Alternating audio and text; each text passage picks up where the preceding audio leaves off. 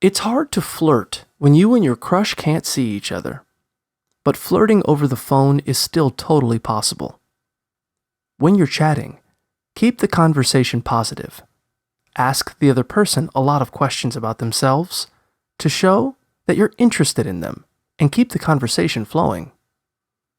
Make it about both of you by bringing up things you have in common.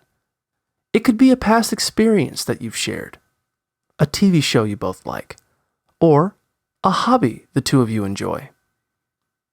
One great way to subtly flirt is to use their name a lot, which signals that they are important to you.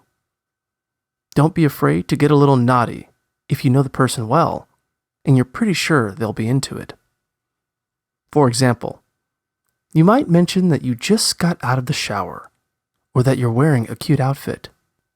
Whatever you talk about, just keep it relaxed, light, and fun. Joking around in a friendly way is a great way to show that you're comfortable with someone and interested in them.